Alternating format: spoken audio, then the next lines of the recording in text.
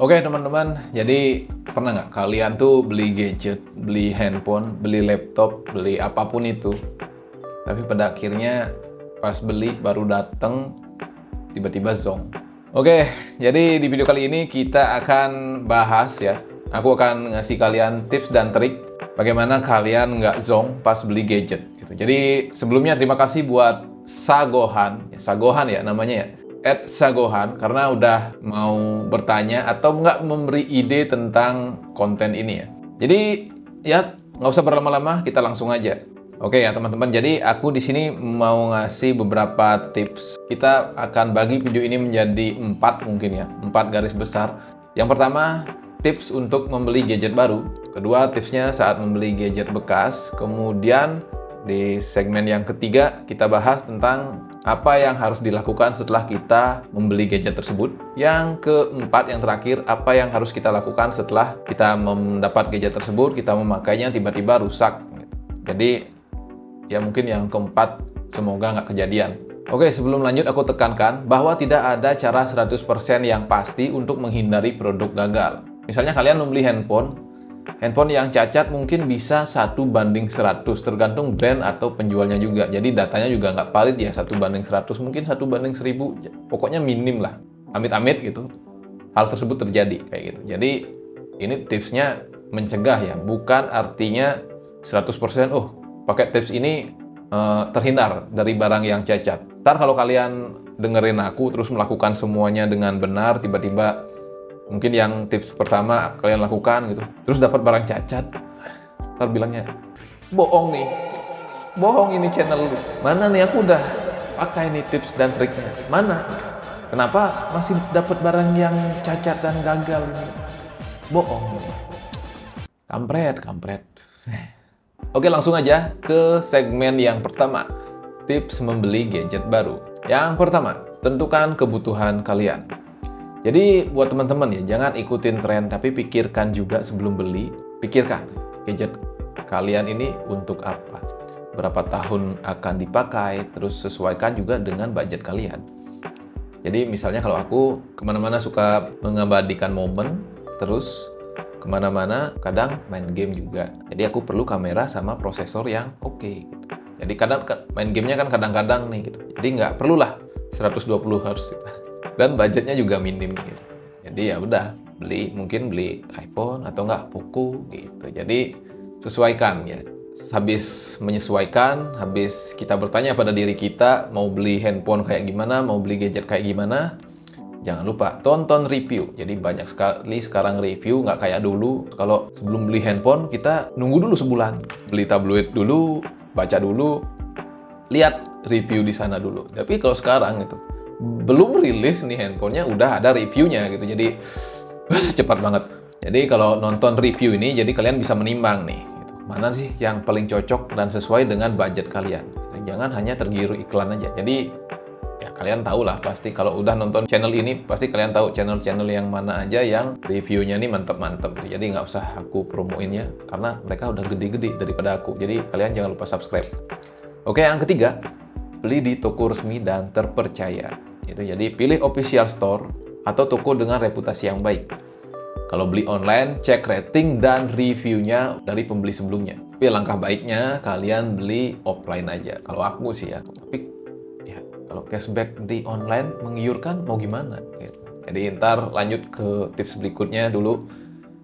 Oke, yang keempat, cek garansi dan kebijakan return. Jadi sebelum aku cerita sedikit ya, sebelum aku beli iPhone 15, aku sempat nanya, ini garansinya gimana? Oh, enggak kakak, ini harus bayar dulu. Nanti baru dapat garansi. Awalnya garansi software aja. Mana ada garansi software anjir? Nggak ada yang namanya garansi software. Ini software kan udah ada update setiap tahun, setiap bulan ada update. Apa ini garansi software aja gitu. Jadi garansi hardware yang penting. Kalau nggak dapet tinggalin aja tokonya gitu. Cari toko yang lain banyak. Kalau di Samsung kan lebih enak ya. Jadi toko resminya juga ada di Indonesia, di store resminya juga ada di Indonesia, di mana-mana pun ada. Jadi pastikan garansi resmi, bukan hanya sekedar garansi toko aja atau enggak garansi software gitu. Oh ya, jadi buat teman-teman ya. Jadi misalnya kalian berminat beli online karena dapat cashback yang menggiurkan gitu. Tanya dulu nih ke toko offline-nya juga. ke toko resmi yang offline gitu. Misalnya kalau mau beli iPhone, ketanya dulu ke iBox, misalnya aku belinya di sini di online, tapi aku mau coba klaim garansinya di sini bisa nggak? Atau nggak Samsung, ya setauku tuh Samsung yang paling fleksibel ya. Jadi bisa bantu klaim garansi di mana aja kalian beli device tersebut. Misalnya kalian beli online di TikTok karena tergiur dengan cashback-nya, terus kalian mau klaim garansi, yaitu di store resminya Samsung itu bisa kalau Samsung ya. Tapi kalau yang lain tuh kalian tanyakan dulu, atau nggak Samsung buat mastiin nih karena siapa tahu kebijakannya berubah juga, kalian juga tanyakan dulu. Jadi misalnya kalian mau beli online terus pengen tahu nih apakah bisa klaim garansinya di toko dekat rumah kalian. Jadi kan kalau klaim garansi dekat rumah kan lebih enak gitu ketimbang kalian harus ngirim barangnya lagi dengan kurir gitu. Jadi ya was-was juga kan. Kemudian yang terakhir, yang paling penting, yang paling kalian lupakan mungkin ya, rekam video unboxing. Jadi mungkin teman-teman yang udah sering beli online mungkin paham, tapi yang baru beli online terus buru-buru pengen nyobain HP baru, jadi lupa nih kalian rekamnya gitu. Jadi minta bantuan orang sekitar buat ngerekam pas kalian unboxing gitu. Jadi perhatikan sekeliling paket kalian aman, terus kasih lihat pas diterima kayak gimana. Jadi pas kalian mau ngembaliin barang karena ada masalah pas kalian baru buka itu lebih gampang karena ada buktinya. Itu yang kadang teman-teman lupain ya. Banyak orang yang lupakan. Kemarin ada nih adikku beli Samsung S25 kagak direkam anjir pas unboxing. Itu masih oke gitu. Kagak direkam, itu masih oke, itu masih bagus. Cuma penyok dikit boxnya gitu. Black. Oke, masuk ke segmen yang kedua, tips membeli barang bekas. Jadi mungkin ini tips karena aku juga lumayan berpengalaman ya beli barang bekas gitu. Jadi aku tunjukkan aja barang bekas yang aku pakai. Ini MacBook Air M2. Jadi aku belinya bekas. Kalau baru kemarin dapatnya di berapa tuh? 18, terus aku dapat di harga 14 kurang kayaknya 14, tapi aku buletin aja di 14. Oke, jadi MacBook yang aku beli bekas itu masih bagus. Jadi ya mungkin ini aku kasih tahu tipsnya buat kalian yang mau beli barang bekas. Yang pertama itu cari penjual yang terpercaya. Jangan beli sumber yang tidak jelas. Lebih aman beli di toko resmi atau marketplace yang menyediakan garansi. Itu dulu yang pertama. Kalau bisa cari orang gitu. Maksudnya emang orang yang jual bukan toko. Ntar aku jelasin lagi ya. Karena ini berhubungan juga. Terus yang kedua, itu cek fisik dan layar. Dimanapun kalian beli bekas itu harus wajib cek fisik dan layarnya juga. Pastikan layar itu tidak ada dead pixel. Kemudian bodinya tidak penyok. Kemudian tombol masih berfungsi dengan baik. Oke, kalau aku sendiri kemarin pas beli Mac, itu aku cek dead pixel menggunakan, aku lupa ya. Video apa ya. Jadi aku cek satu-satu pixelnya, hati-hati. Terus kemudian aku cek kameranya, kemudian aku cek keyboardnya. Jadi aku munculin di layar tuh kayak keyboard gitu. Terus aku ketik keyboardnya satu urut tuh dari escape gitu. Taruh pas aku pencet escape, itu yang di layar tuh keluar escape, terus F1, F2, F3 gitu. Jadi aku cek tuh satu-satu keyboardnya. Mic-nya juga cek. Jadi aku cek satu-satu sampai puas. Sampai dia yang jual tuh ninggalin aku kayaknya. Ya cek aja sepuasnya gitu.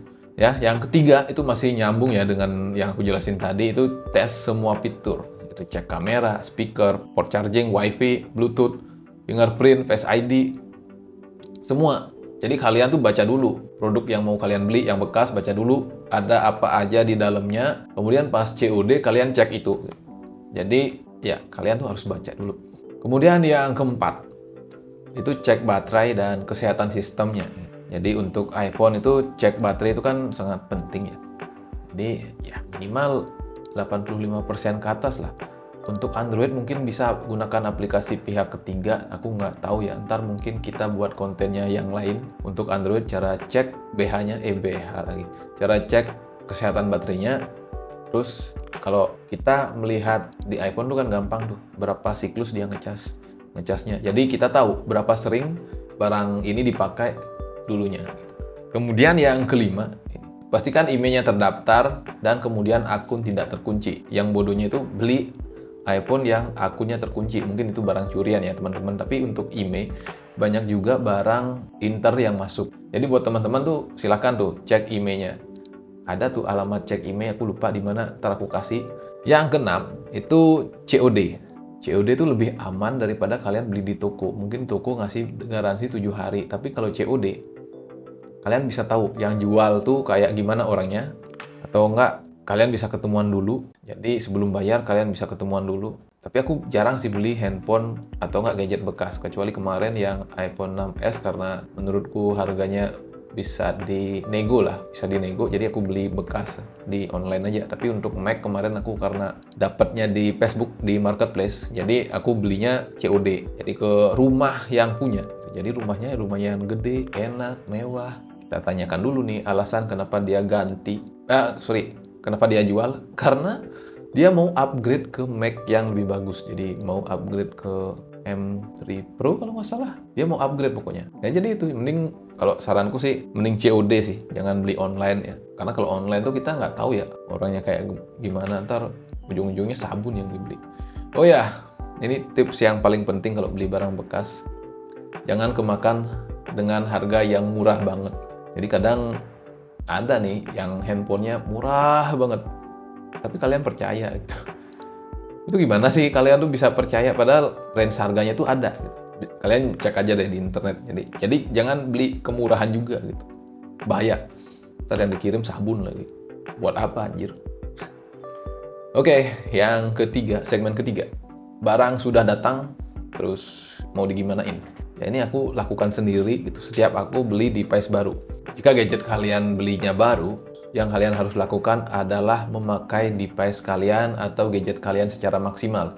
Artinya pergunakan device kalian dengan maksimal, dengan batas yang wajar juga. Contohnya ya, kalau kalian pakai main game, mungkin gunakan sampai baterainya habis, kemudian cas lagi sampai penuh.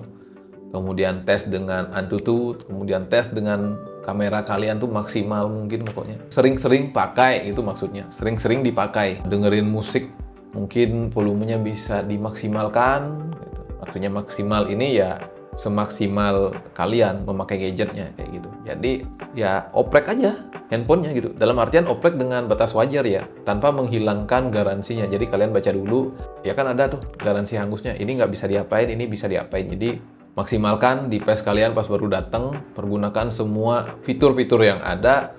Jadi sambil dicek selama setahun tuh, siapa tahu ada rusak, jadi kalian bisa klaim garansinya gitu. Ya jadi itu ya. Pakai itu baru datang ya pakai gitu. Pakai semaksimal mungkin dengan batas wajar sesuai dengan garansi yang berlaku. Usahakan nggak baret juga karena mungkin ada beberapa brand yang nggak mau menerima garansi jika device-nya baret-baret gitu. Tapi aku tuh kadang mikir juga ya, ada nih device yang di demonya itu wah nunjukin layarnya bisa digores, nggak mau ngeklaim garansi jika ada baret anjir. Jadi pastikan baca dulu gini ya, agreement garansinya kayak gimana. Nah untuk device bekas, ya kalian pakai sewajarnya aja. Jika masa garansi sudah nggak ada. Makanya sebelum beli, kan aku kasih tahu tadi, kalau beli barang bekas tuh harus dicek dengan seksama. Mungkin kalau aku kemarin ngecek MacBook-nya itu 3 jam kayaknya, apa 2 jam, lebay. Ya sejaman lah nih, jadi sampai bosan. Makanya mending COD yang di tempat-tempat nyaman aja deh, mungkin di rumahnya mungkin ya. Kemudian kalau misalnya beli bekas dari toko, biasanya kan ada tuh dari toko ngasih klaim garansi boleh seminggu ya kalau nggak salah. Jadi ya kalian maksimalkan pas seminggu itu, siapa tahu ada rusak ya bisa diklaim garansinya kayak gitu. Kemudian ada biasanya kalau barang bekas garansinya masih aktif karena terlalu kaya tuh yang punya, mungkin mau ganti lagi handphone atau gimana. Ya tetap saranku yang sebelumnya, pakai semaksimal mungkin dengan batas wajar sesuai ketentuan yang berlaku dari garansi tersebut. Oke, masuk ke segmen yang keempat, jika device-nya rusak.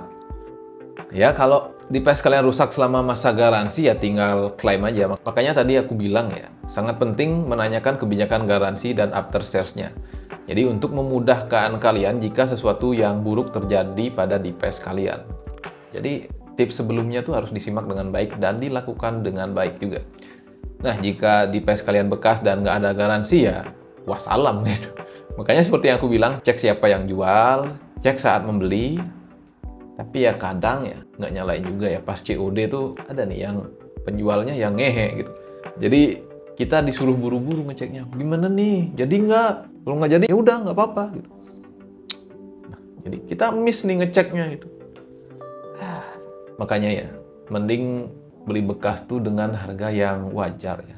Kalau orang ngasih harga yang wajar, mungkin tipesnya itu masih oke lah menurut dia gitu. Tapi ada juga sih oknum yang bilang, ini aku ngasih harga wajar karena tipesnya bagus, tapi pas mau dicek itu kita nggak dikasih ngecek sepuasnya, mungkin ya udah nggak usah dibeli aja sih. Kalau saranku ya, saranku. Tapi kalau ngebet ya terserah kalian juga. Oke teman-teman, itu dia tips dan trik buat kalian yang mau beli gadget biar nggak kena zonk. Jadi buat teman-teman hati-hati juga mau beli gadget. Dan aku tekankan kembali ya, tips ini nggak 100% bisa menghindarkan kalian dari yang namanya produk cacat dan produk gagal.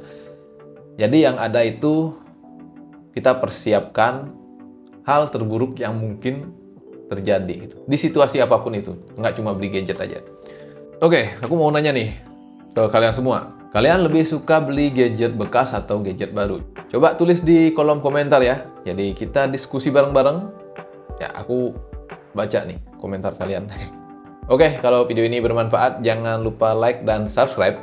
Dan aku bakal share mungkin lebih banyak tips dan pengalaman lainnya untuk kalian semua. Dan teman-teman, bantu aku meraih 1000 subscriber di channel ini di tahun ini dengan klik tombol subscribe dan share video ini ke teman-teman kalian semua. Oke, sampai jumpa di video berikutnya dan ya, hati-hati beli gadgetnya.